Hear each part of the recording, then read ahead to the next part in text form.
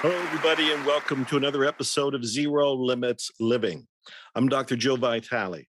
Every week, I bring you inspiration and information to transform your life, to uplift your life, to bring you health, wealth, happiness, to change the quality of your life, and to do it as quickly as possible and as easily as possible.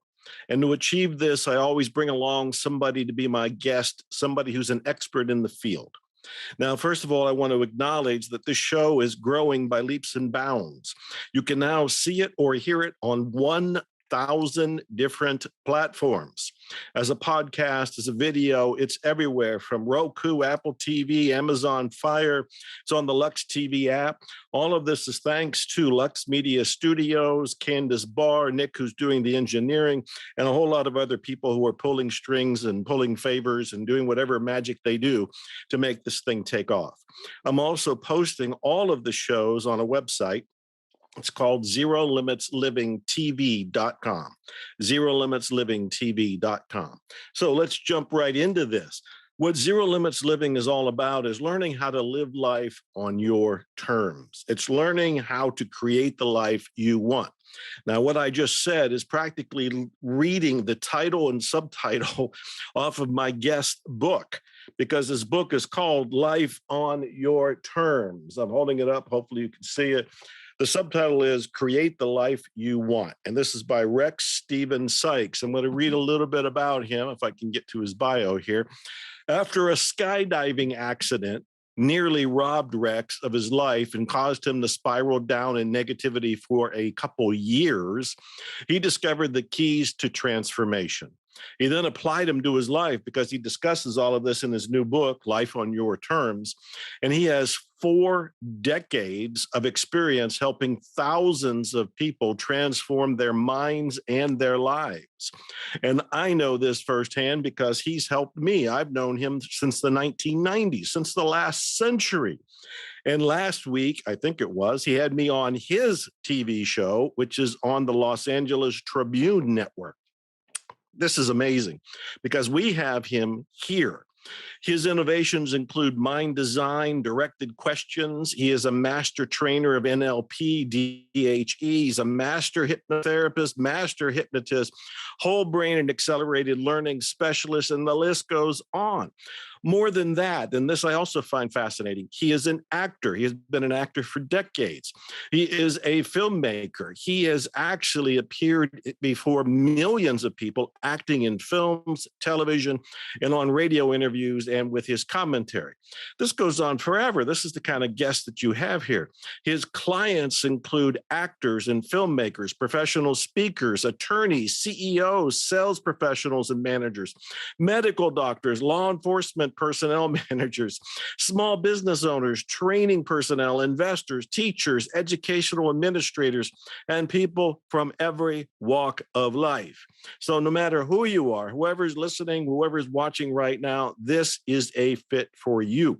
Because what my guest does, Rex Steven Sikes, is help you live your life on your terms. Rex, welcome. Oh my gosh, I didn't know that you were going to read all of that, but wow. Wait a minute, that's the edited version. Your bio is much longer and you have more credentials than I had the time to do. So I just gave you the Cliff Notes version of it to get you into the room quickly. I want to hear what you have to say. I want to help as many people as possible. Clearly your credentials are there, and thank you for making time for me and for everybody that's participating.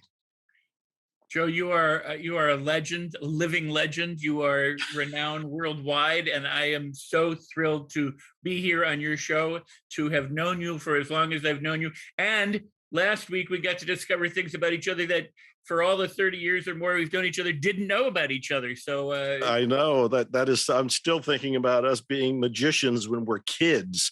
Both Rex and I wanted to be, and I think Rex still does magic, but both of Rex and I had big dreams to be the next Harry Houdini, both inspired by the biographies of him, both inspired by the Tony Curtis famous movie of Houdini.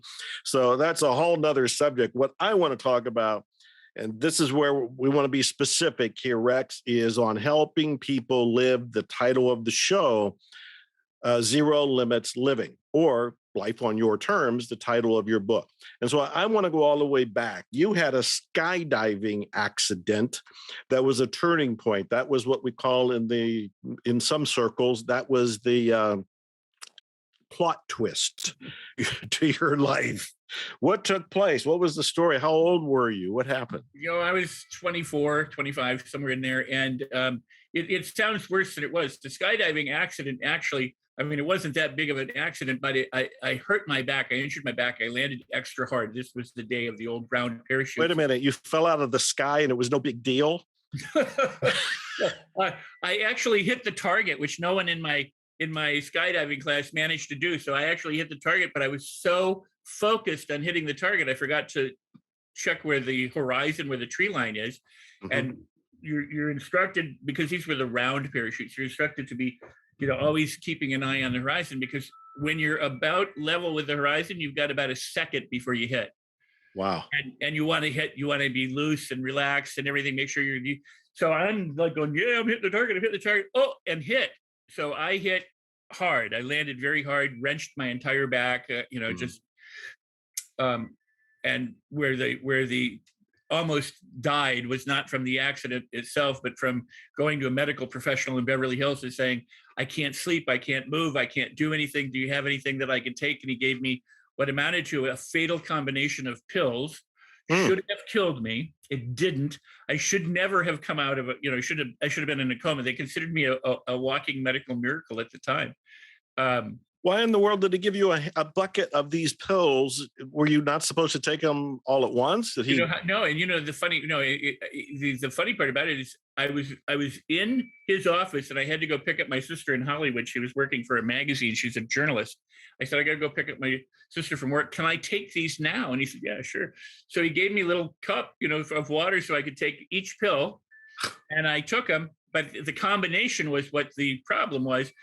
Last thing I remember for months. I mean, it just months. And oddly, here's the weird part about it.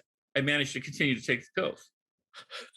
I mean, you would think if you wiped out your memory, that would be the first thing to go. But apparently I kept taking pills. And then I was so different and functioning that people said, here, you need a Quaalude, here you need a Valium, here you need something. People were giving me. I ended up being a walking pharmaceutical, medicine chest myself. And fortunately, I didn't harm anybody. I didn't hurt anyone. I didn't kill anyone. I made it through, but I pretty much lost a girlfriend, lost all of my friends. Yeah. I lost, I went on auditions, not in the right mind. I didn't know. I don't remember. My sister. Well, they were probably used to it. There's a lot of actors I've heard that have gone in that way.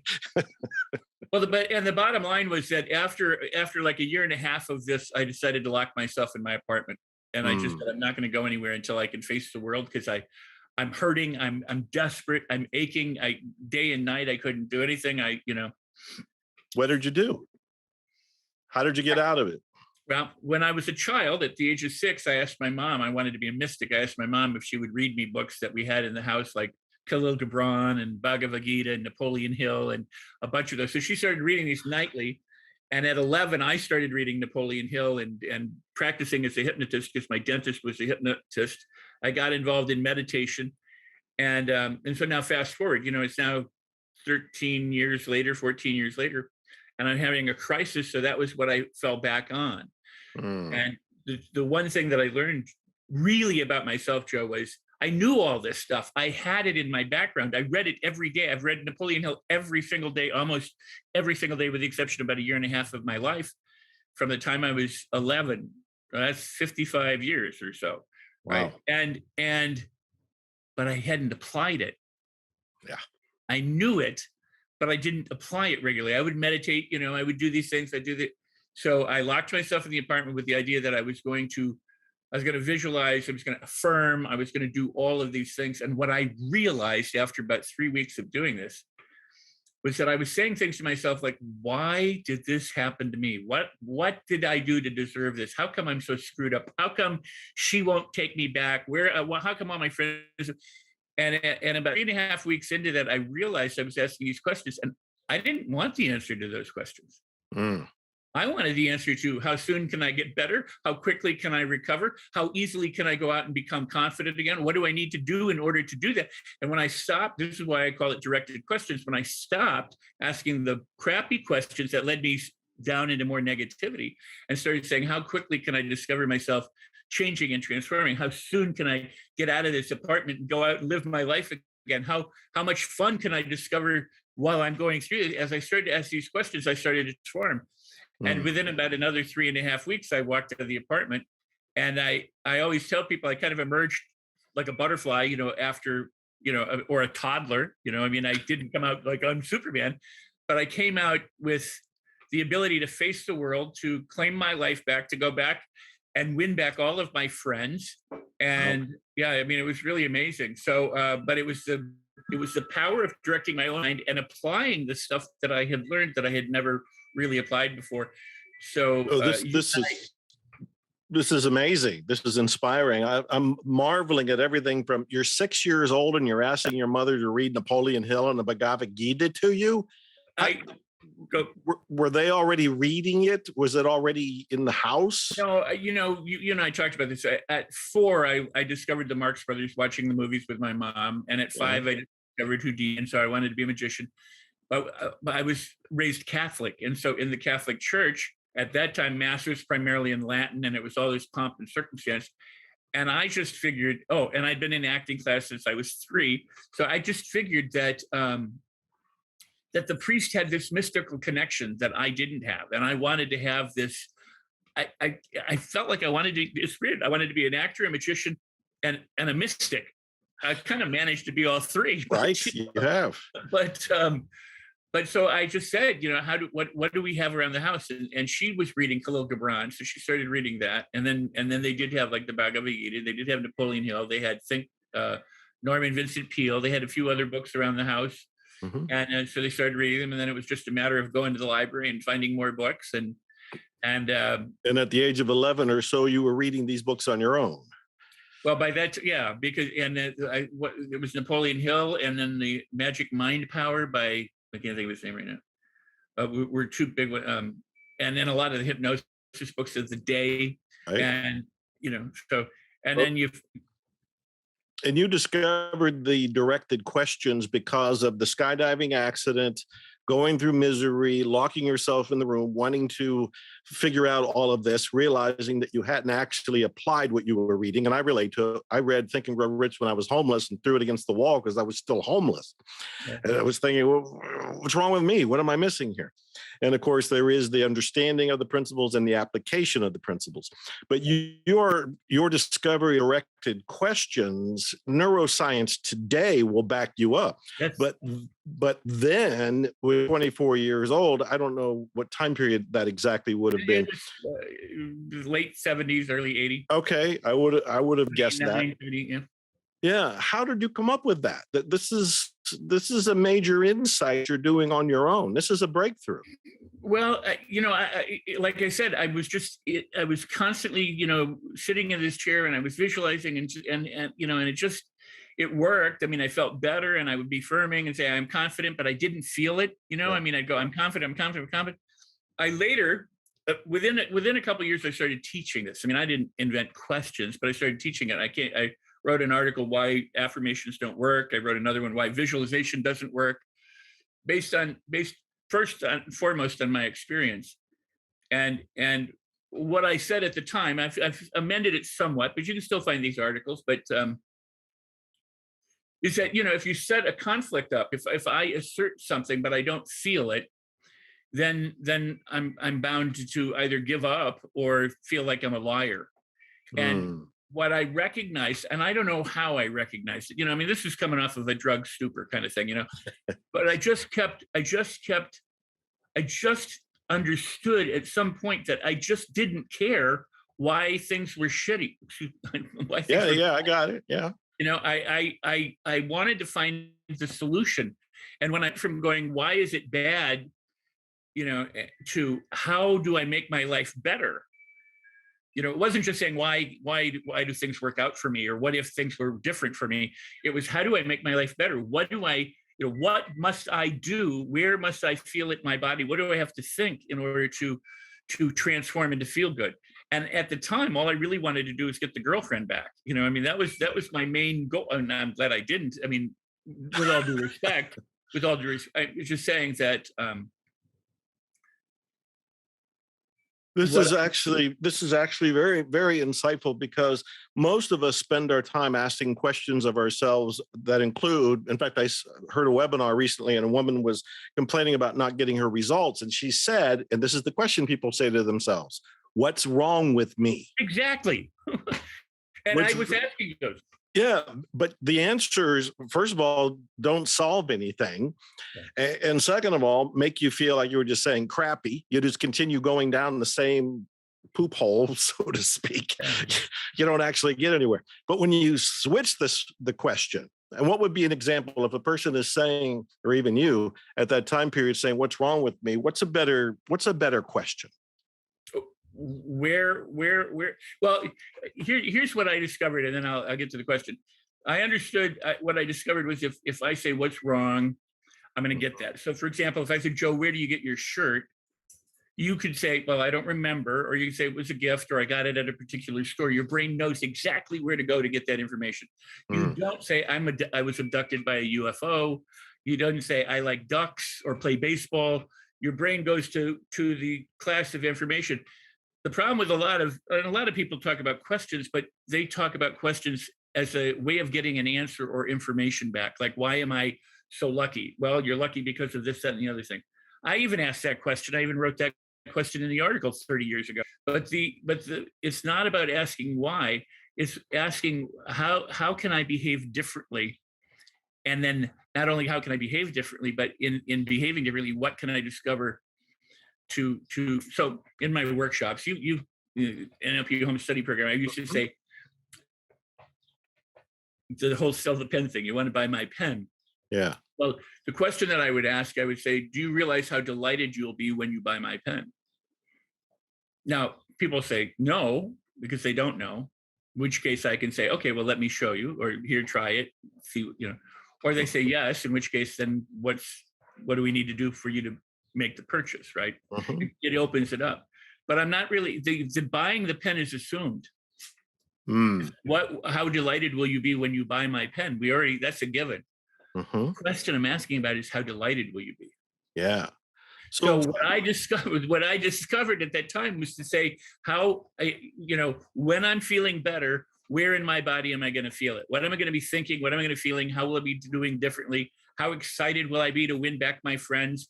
How much enjoyment can I have going out in the world and meeting with them confidently?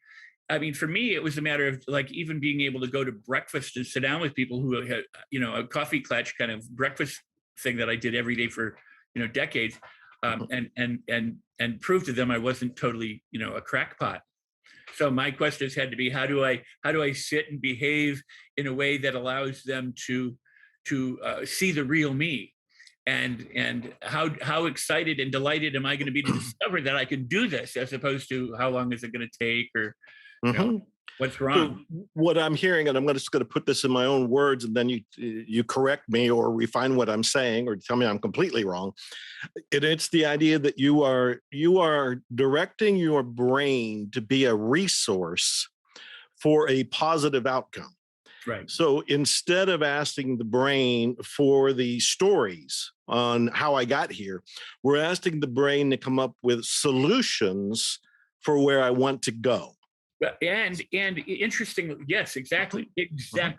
See, the brain works off of transderivational search, meaning that it will go on, this, but it'll go on and search for things long after we've stopped. So if I said, Joe, I watched this movie the other night and I don't know what it is. I can't remember the title. And the more I try that tip of the tongue phenomenon, the more I shut it down, right? We've all been there, right? So I say, oh, it'll come to me. Let's just stop. And then minutes later, hours later, days later, or weeks later, I go, oh, it's gone with the wind. The brain, because the brain goes and searches long after you stop consciously asking. Okay. Well, this is making sense. So what I'm hearing is a formula, in a sense. And again, I'm making this up, so you just refine it for me. Right. The very first step is, what do you want here? So if you want to feel better, you want to go to breakfast, you want to be You able to go to the interact. feeling of the wish fulfilled. You go to the end result and then Yes. reverse engineer how you get there. Yep, Yes. Well, exactly. you just quoted Neville Goddard here, so I'm not going to let you get away with that. And I'm teasing you because I love No, Neville, and I do too. assume the feeling of the wish fulfilled is one of the things. He signed a lot of the books I have with that statement. So the very first thing is, what do you want? The very second thing is, you can ask your brain, how can I get there? Right. Correct? Is that a Think of well? it this way.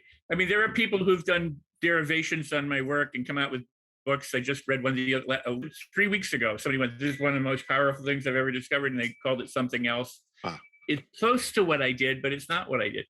Think of mhm. it this way: there's who, what, where, when, and why, and how. Any one of those questions is possible. Who do I become? What will I discover? Where will I find it? Where Mhm, inside of me?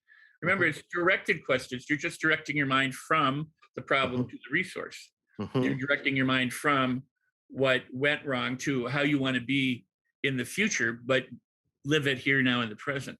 So Well, how delighted will I be to discover I'm behaving confidently as I speak with Joe today? yes. Be a question that I would ask before I got to get, Before you got on the call. Yeah. and again, the brain knows these things through transderivational search. So if I ask you, Joe, I say, how much fun are you going to have today? You go, I don't know. You could say none. I mean, you could consciously go none, right? But if I ask you how much fun, you don't know. That's the kind of question you want to ask. One that Mm, you don't consciously know the answer. If I say, what's the capital of Texas? You know the answer. Your brain doesn't have to go any further. right. But if I said, how much fun and excitement do you think you could have traveling through Texas in the next week? Go, I don't know. So then Yeah. a brain, if you legitimately ask that of yourself, your brain goes to find that out. How much fun can I have? Where can I create fun? In how many different ways can I experience fun? Where in my body will I feel the most excited? What kind of thoughts, pictures, sounds, and feelings am I going to discover myself delighted in as I move confidently through the world? That sort of thing. That's beautiful. So I hope you're up for a little investigation here in a spontaneous way. And what I'm getting at is, who's operating the brain?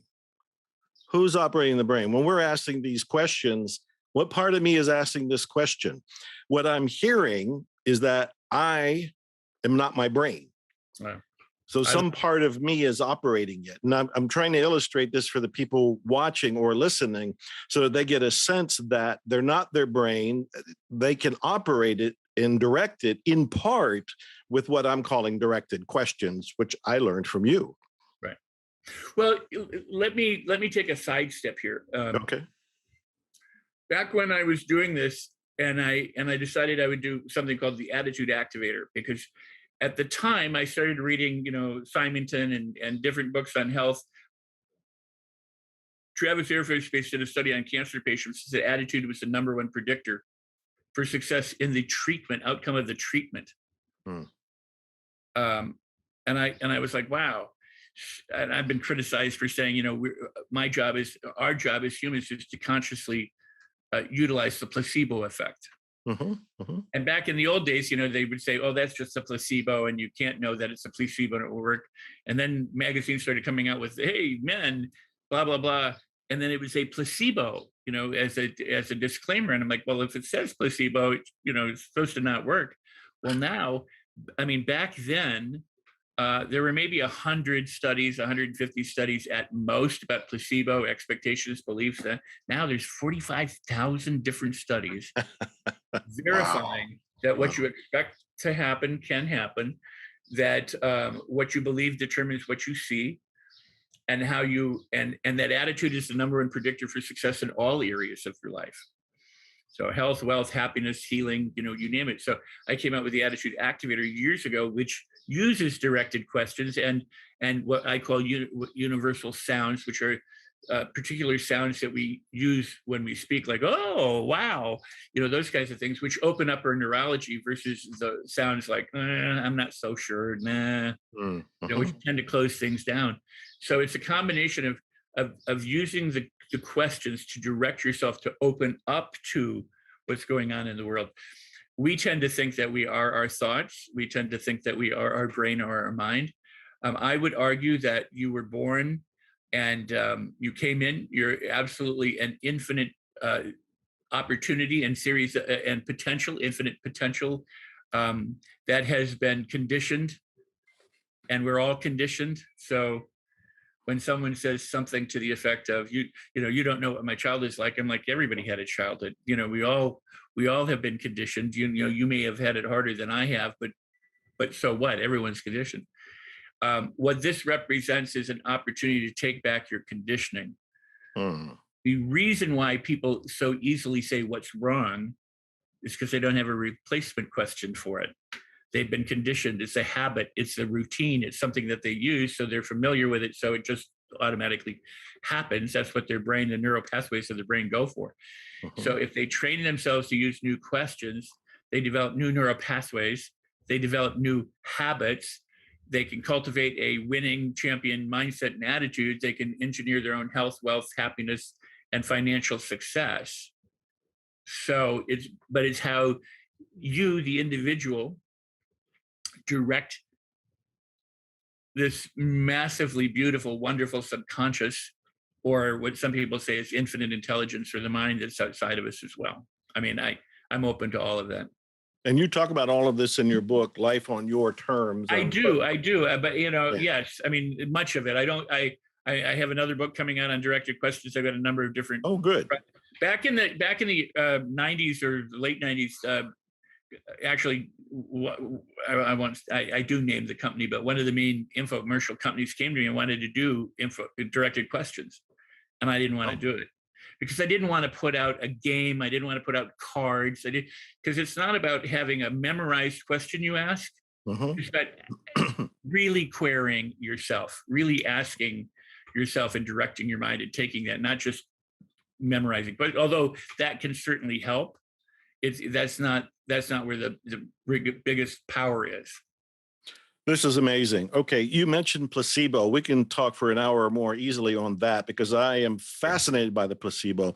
I have one of my medical doctor friends who's got a lot of experience in the Western medicine who says all of medicine is the placebo effect. Yep. All of medicine. And there are some shocking studies, like the people who had sham knee surgeries and then felt better when they actually, they had the illusion of having the knee surgery because there was a little incision on their knee. A little puncture, right?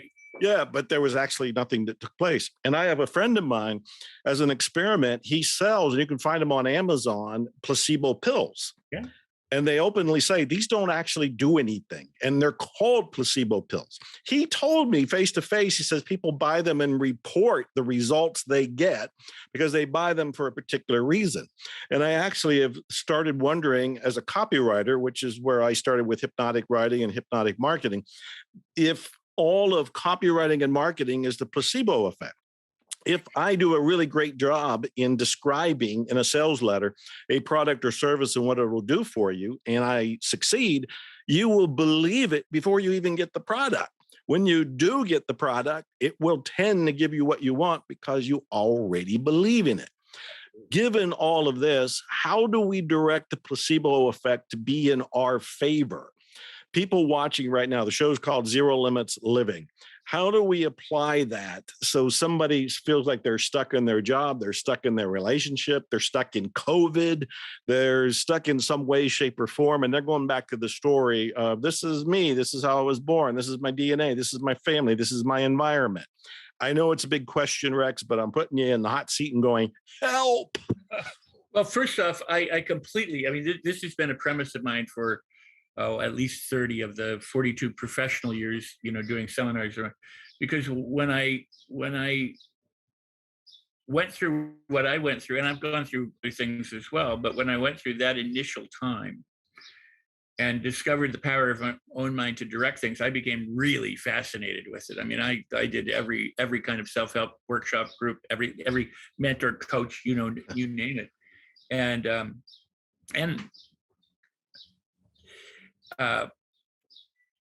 there is no separation, as far as I'm concerned, between what you believe, what you think, what you act, and how the world operates.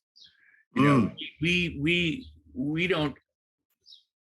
if I reach out and touch you, the receptors of my fingers are sending an impulse to my brain, which gives me the sensation of reaching out and touching you. But it's really my brain that's having that sensation, and my fingers, and there's information that's being shared, and then there's a lot of information that's being missed consciously that I just could never appreciate consciously. So there's so much going on outside of our awareness, that make us up and that make us, function as humans, that we only see it this tiny little piece of it. Mhm. And going back to the 70s and the 80s, when there was hardly anything on placebo at that time, doctors would dismiss it.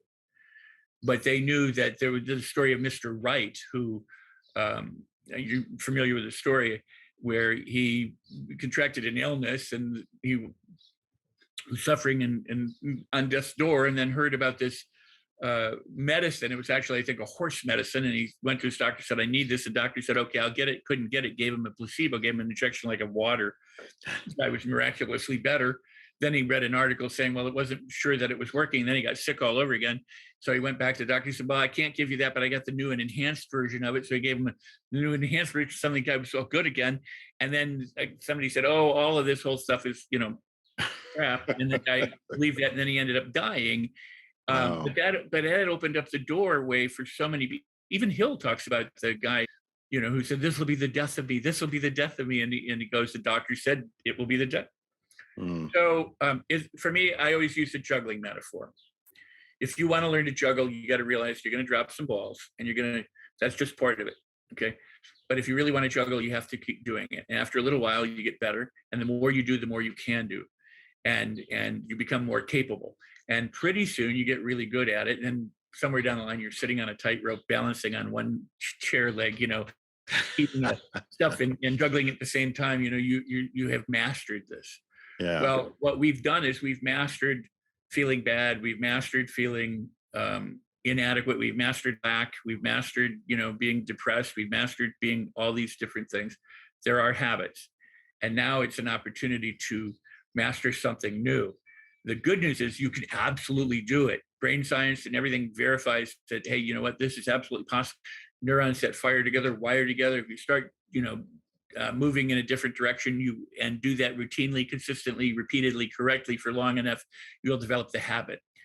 The issue that the conscious mind for people don't like is that you got to do it. You got to do it. You got to do it long enough. And they'll go, "Well, how long?" You go, "Until it's a habit." And so they'll go, "Well, is that 21 days or 66 days?" Or some people say a year or 2, until it becomes a habit. And that's what I had to learn in my life, is I would dabble and then I would quit. And I would go, "Well, that didn't work," or "I've tried everything," which a lot of people say. But if they do one thing, if they start asking themselves questions today that direct their mind, how can I feel better? And how many different ways do I feel better? What can I discover? How soon will I notice myself feeling more alive or more wonderful? Or how can I put more smiles on my face throughout the day? Or what's going to tickle and delight me? And where, when I'm feeling confident, where do I notice it first or third or fifth in my body? What are the sensations and feel, that kind of thing. Then what they do is they start building a library for these new neural pathways. They start building, the mechanism. And then ultimately, here's the good news. The old habit is overwritten by the new habit. So instead of going immediately to what was wrong, you can go to, well, how many different ways am I resourceful? Or, oh, this is cool. Now I have a new opportunity to do something and it'll work out to my advantage. It really, the beauty of all of it, when you activate your attitude, when you develop a champion mindset and you let nothing stop you and you live by zero limits, you find that is how you live, that becomes the way you live your life. And old was old. It's like you don't put new wine in old wineskins, you put new wine in new wineskins. The most beautiful scripture I sometimes think is Jesus talking to the Pharisees, who said, you have to wash the inside of the cup and the dish, and then the outside is clean, and it's from within to without. Yeah, that's beautiful. I was thumbing through your book again. Of course, I did write an endorsement, eye-opening, empowering, right on the front of the book, and I think I'm on the back too. About that, and you're probably in the back and in it. And not only that, but you have given me, the Ultimate NLP Home Study course is something that I do, and you have done that course, and you've given Yeah. me really wonderful, powerful testimonials about that. And recently in a Clubhouse room, you were saying some really wonderful, nice Oh, things that's about true. that That's program. right. That's So right. No, you deeply influenced me in the beginning in the 90s, especially with the NLP and the communication. And I remember one of the things that you had taught that was in the course, and this is useful for people to hear. And in fact, it's mentioned in your book, not with Errol Flynn, but the idea of laughter. right, But in right, the course, you had talked about Errol Flynn. right. And Errol Flynn in Robin Hood stood on a rock with his hands on his hips and was going, ha, ha, ha, ha, ha. It was like he was king of the world. It didn't matter if anybody was coming after him. He was invincible. And of course, he was mentally invincible there, which helped him carry it out physically. And I always remembered that, Rex.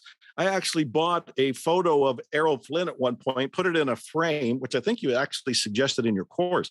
And I might even still have it. I had it in my other office and I would look at it. It would be a reminder that I can shift my state, my being and everything with a laugh. And that came from you, from that course. And then as I'm looking at this book, you have 31 different ways to change your feelings. And number 2, move, walk, skip, run, dance. Before I got on here, I moved, I ran, I skipped, I danced. Get a massage is one of them. Number 5, play with a child or a pet. We have a French bulldog now, and I was just playing with it. So 31 different ways right here in the book, people, life on your terms. Now, we're going to run out of time before any time goes by. And think about that question. And I have to ask you about your acting, because this is something I don't have a lot of experience with. I did act in one independent movie a couple of years ago, and that's a whole separate story. But you've been doing this for decades. Have you applied? This is the key question. Have you applied this life on your terms, all the things that you've been learning and studying and teaching for 40 years to acting? And if so, how did that work out for you? Or give me an example. Give us a story. Tell us about a film or something. Wow. So it's an amazing thing. I learned more about neurolinguistic programming before neurolinguistic programming existed as a study or field from an acting coach of mine in Los Angeles, a woman named Lillian Chauvin, a French lady.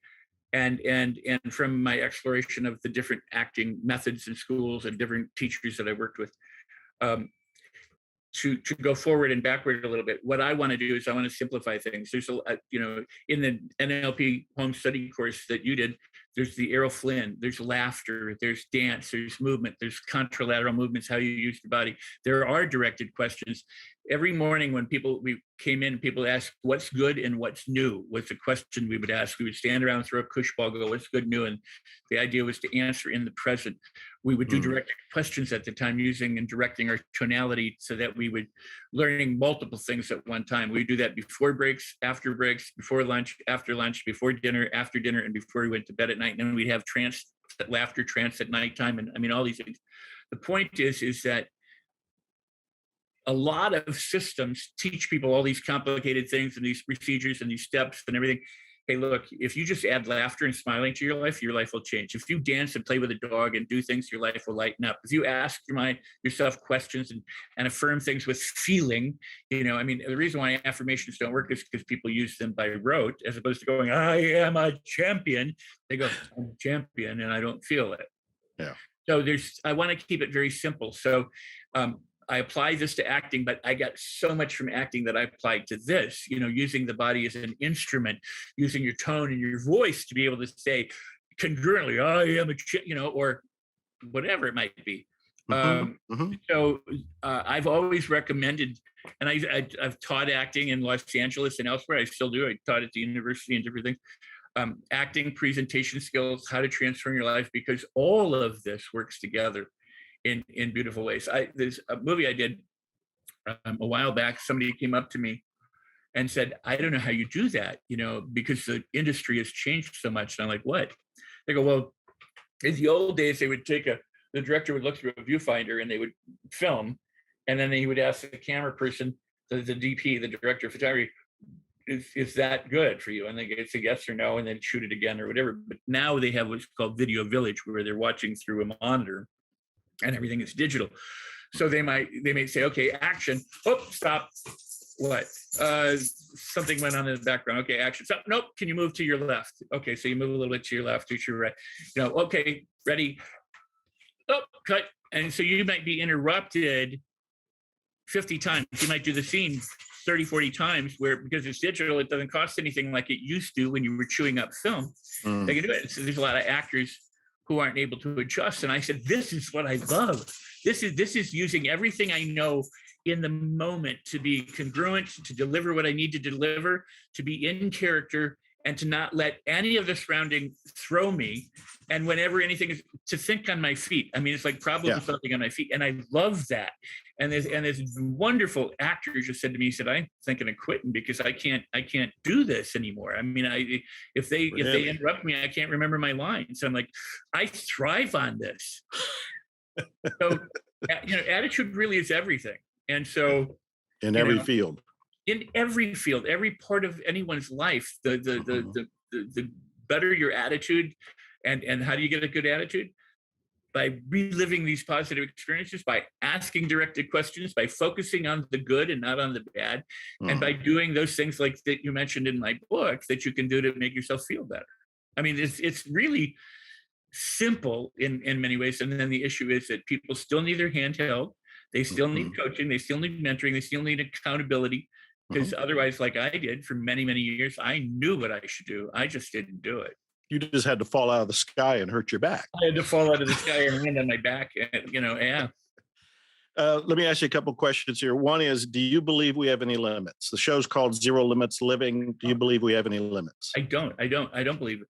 I mean, some people will argue the difference between what are mental limits and what are physical limits. So I may not be able to fly using my arms, flapping my ears, but can I fly? Well, look at all the people who are doing that now with jetpacks or sailways or whatever, or what the Wright brothers did. So mental limits, no. I think you can do it. Henry Ford said it best. If you think you can, or you think you can't, you're correct. Yeah, so no, I love that. Absolutely zero limits. We may not get down to running a minute mile, but we certainly surpassed the 4-minute mile, and no one ever thought we could. Right. So why? And then the other question is why would you ever choose to be limited? Why not choose to be free? Why not see how far you can go, or in how many different ways you can explore the other side of what you might originally think of as a limit? And again, I can't help but notice the beauty of those questions you just asked, which are leading me in looking for a solution. Another question I have in your book, which is so riveting, and you have so many stories. Do you have a favorite story of somebody you worked with that had a breakthrough? It could be something that comes to mind. Do you have a pet story that you kind of roll out and go, look at this? It's interesting. I do have stories, and I have lots of people, who've gone on to do incredible things and everything. But in my book, I really do appreciate there. I mean, there are a few of them, but one is Jamie Nieto, who was paralyzed. He was an Olympic. Yes, I remember that story. Yeah. And Jamie, I just posted a picture on Facebook of me in the Westworld set before they had built everything up, and it is sadly burned down. But that day, I had taken Jamie to that set. And so there are pictures. I didn't post one of he and I, but there were pictures of us there. And we went to the movie that's coming out on Father's Day, Shooting Star. We went and visited Peter Shereko, who produced that. And Peter said, Rex, can you work in this TV show for Hulu tomorrow? And I said, no, I'm leaving town. I got to get out of here. But maybe Jamie could. And they gave Jamie a part in the show. And so Jamie is an Olympic high jumper who competed twice. I think 2008 and 2016, he missed the 12. And then after the Olympics in 2016, he was paralyzed in an accident, quadriplegic. He could only move a little bit of his chest muscle and his left pectoral. And when I found out about it, I said, I immediately phoned him and said, if anybody can change this, you can. You're trained as an athlete, your attitude, everything. He said, well, Rex, as a matter of fact, I'm starting to see improvement. And I met with him. I'm going to guess about a year after his accident in Pasadena at a restaurant. And I was in the restaurant and I watched him exit the car using a walker, come into the restaurant. It took him more than a half an hour because he had to move every muscle consciously. Wow. and deliberately. And his then fiance, also an Olympic champion, who was a contestant on America's Got Talent. I mean, this is an incredible duo, right? He's a writer, he's an actor, he's on a TV show on the BET network. I can't think of the name of it. He is moving, he's up. His goal was to walk his bride down the aisle on their wedding, and he did accomplish that. And now he moves and walks. He still has some way to go, but I mean, this is a man who said, "No limits, zero limits. I will do this. I will do this again. You can't hold me back." And his faith in his own ability and his faith in his God have seen him through. That is so beautiful. I got chills hearing about this. Oh, I love him. He is so marvelous. What is a question that you would wish I or somebody would ask you, whether it's in this interview or any interview? You've been waiting. It's like, when are they going to ask this question? Wow, that's a great question. How much, I mean, everybody talks about, why do I say that there's no such thing as self-sabotage? Yeah, I saw that in your book, and that was actually a question I was going to ask. So thank you for bringing it up. Why do you say in your book that there's no such thing as self-sabotage? Well, because gravity only works in one direction. Although, oddly enough, when gravity pulls on us, we apply a force on the planet as much as the planet pulls on us. So it's a synergistic. It's a there's cause and there's an effect, right? There's gravity and then it pulls. So, but it only moves in one way. It doesn't repel, it always attracts. So the brain, the same way. The brain only works to serve you. It's a servant, and it's only learned what it's learned through its conditioning and through its habit. So it does whatever it does. We talk about thermostats and set limits and those kinds of things to maintain homeostasis. So if the temperature in your house becomes 72 and it's set for 70, it will correct to 70. It's not sabotaging your house. It's doing what it was designed to do. Your brain can only say yes to you. So if you say, "Why am I stupid?" Your brain go, "Well, here's why. Because when you were 4, you put your head in a toaster. You didn't have the right education. Your mom and dad did this. You don't have that." If you ask yourself questions like, "Why am I so wonderful? How many ways are things going to work out?" Your brain go, "Well, here. Because. But again, it's not about information. Your brain will do whatever you instruct it to do. And the problem with most people is they've instructed it to do bad things. And then they blame themselves for those bad things. They go, "It's not me. It's not my instructions. It's me sabotaging myself. And I don't know why I sabotage myself." And the answer is because you didn't take control of the mechanism and teach it what to do so that it serves you the way you wish to be served now. When you were a child, you thought of a child, but now that you're an adult, you need to act like an adult. Right. And so you have to take control of the mechanism. In the last couple of minutes we have, what's a takeaway or a to-do that you want people to act on? If they're excited right now, we want them to go get your book, Life on Your Terms. It's on Amazon. Your website is rexsikes.com, REXSIKES.com. But is there a to-do or a quote you want them to think about? Something that you want them to, That's a great question. I want them to get the attitude activator. I swear to God. How do they get the attitude activator? They go to rexsikes.com, REXSIKES.com, and it's right there. There's my programs. There's My Design, the Ultimate NLP Home Study Program. Dive into the course. I mean, actually, start learning things from the beginning. Get some hands-on coaching. We've got an ongoing program right now. I do live Zoom events and question and answers with the groups and people that are in the program. And so I'm always there for support. And this is a promise I make for as long as I'm on the planet. So there's that. The Attitude Activator is a powerful program because what it's designed to do is to help you activate your attitude. And the first thing is I'm so happy with this program because I took more than a year to script it and write it out. It's a program that you listen to with headphones. You sit in a chair, you take some time.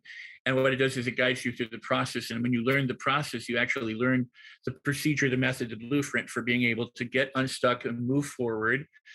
And it's kind of like if you can remember stop, drop, and roll running from a burning building, well, you can remember how to do this. So it teaches you how to do it while it's helping you do it.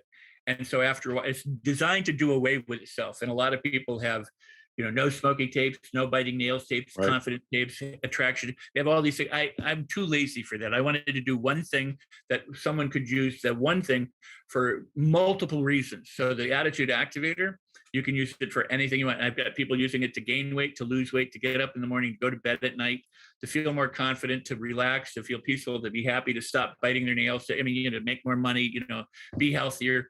So the attitude activator is a powerful program, and it will introduce you to the idea of everything. But again, it's not an informational tape. It's a process tape. It may be a little bit different than most people are used to, because it's got two voices going on at the same time, and sounds and noise. Beautiful. And different things. So it's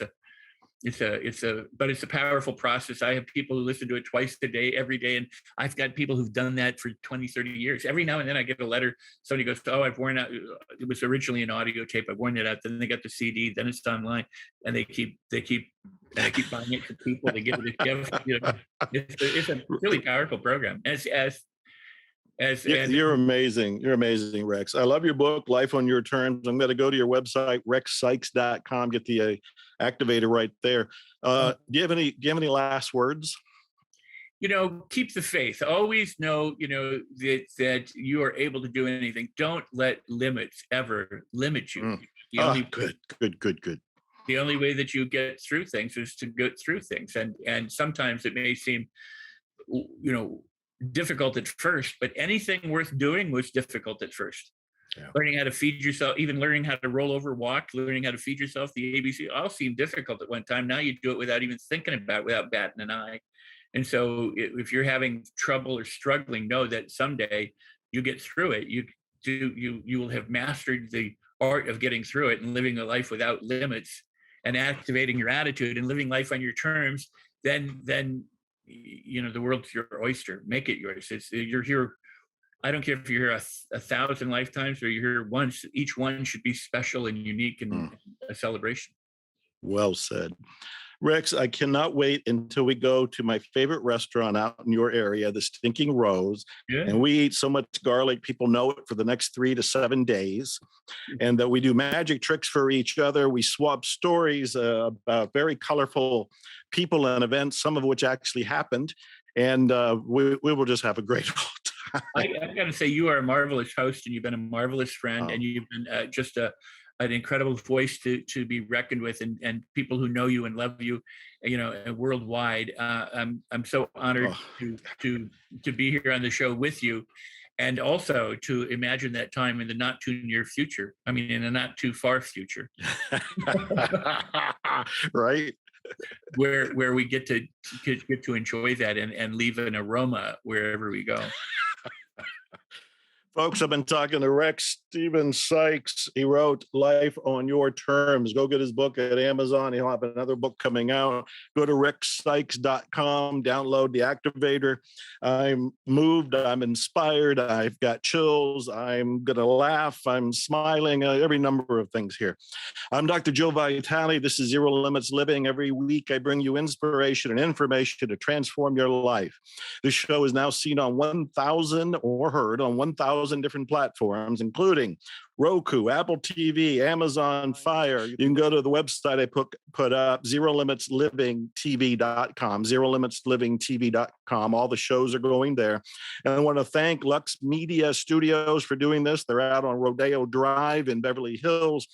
Candace Barr for making this possible. Nick is running the equipment today. Meanwhile, as my shirt says, which you probably can't see, expect miracles.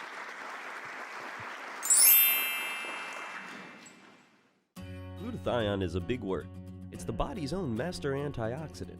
It's a scavenger for free radical, bacteria, and viruses. There are no products in the market with the ingredient NASET. NASET increases the production of glutathione that's in our body already to strengthen and enhance our immune system, elevate sense of well-being, support muscle strength and endurance, cognitive function, and liver support. It helps with increased energy and blood sugar regulation. Get your bottle of GSH Plus from www.salvationnutra.com.